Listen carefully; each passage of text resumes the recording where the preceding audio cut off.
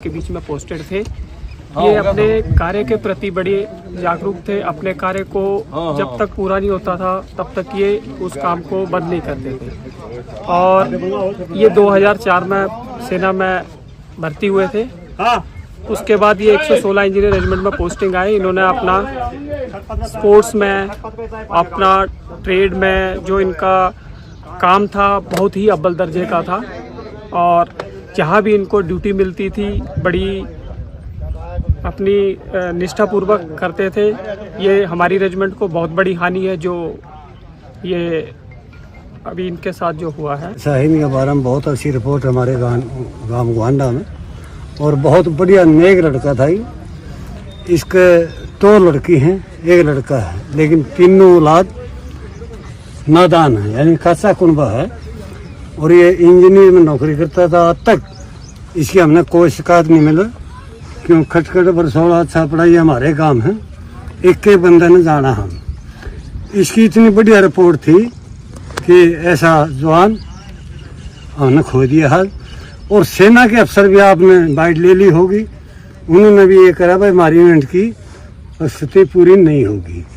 बड़े दुख की बात भी है, एक परिवार के ऊपर पहाड़ टूट गया। छोटे छोटे बच्चे हैं, नादान बच्चे हैं, और परिवार को होश नहीं आ रहा है। लेकिन एक गर्व की बात है गांव के लिए, पूरे भारतवर्ष के लिए, जिन्होंने अपने सीने में गोली खाकर अपने देश का नाम ऊंचा किया है, अपने खटकड़ गांव का, जिले का, हरियाणा का और पूरे देश का। हमेशा हमेशा विनोद कुमार को, नायक विनोद को हमेशा याद रखा जाएगा। इनकी कुर्बानी बरकरार रहेगी। और मैं कहूँ कि परिवार को सांत्वना देते हैं हम कि इसकी सहन शक्ति करें, और विनोद कुमार को परमपिता परमात्मा अपने चरणों में जगह दे। विनोद कुमार के नाम से सार्वजनिक जगह, कोई इनके नाम से पार्क भी बनाया जाएगा।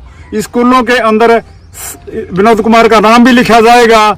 और विनोद कुमार की स्टैचू वगैरह जहाँ गांव वाले अपनी सलाह करके न बताएंगे, वहाँ पर उनकी स्टैचू वगैरह भी लगाई जाएगी।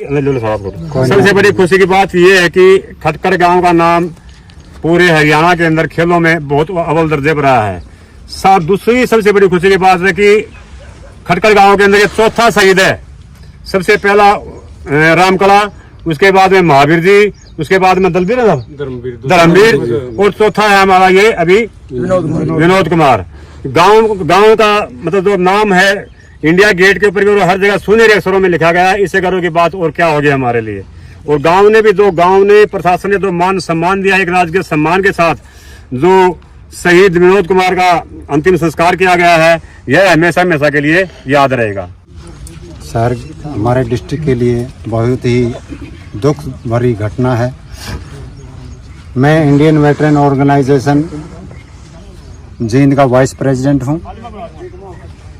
हम शहीदों को सम्मान देने के लिए ही कार्य करते हैं।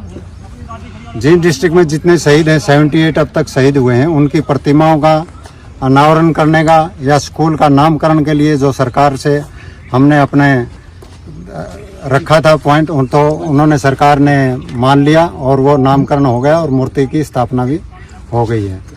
और जैसा कि आज हमारे भाई शहीद हुए हैं, सबसे पहले तो हम उनको श्रद्धापूर्ण श्रद्धांजलि देते हैं।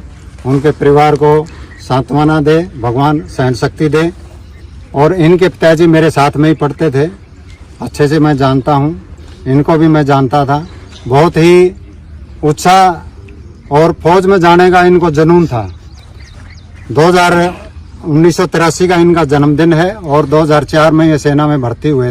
मर मिटने को तो सभी तैयार होते हैं, लेकिन किस्मत किसी किसी को मिलती है। इतने महान सम्मान के साथ अंतिम संस्कार, जो गांव वाले हैं, बच्चे हैं, उनको भी एक उत्साह होता है कि हम भी सेना में जाएंगे, ताकि हम भी किसी दिन अगर शहीदी का दर्जा पाएं तो ये सम्मान पाएं। हर एक बच्चे को इससे उत्साह मिलता है। और मैं दोबारा फिर इनको श्रद्धापूर्ण श्रद्धांजलि देता हूँ। अशोक मास्टर जी, आप क्या कुछ कहना चाहोगे?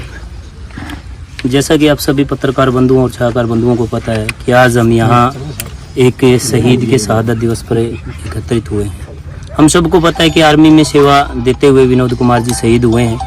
और विनोद और मैं, हम दोनों बचपन से एक साथ रहे हैं। यूथ क्लब में भी हमने साथ में काम किया है और जितनी लगन विनोद की ग्राउंड में अपने फिजिकल उस पर होती थी, इंस्ट्रक्शन पर, उतनी ही लगन उसको आर्मी की थी। छोटी सी उम्र में आर्मी में भर्ती हुए, लगभग 18 साल की उम्र इनकी थी, 19 साल की जब ये भर्ती हुए।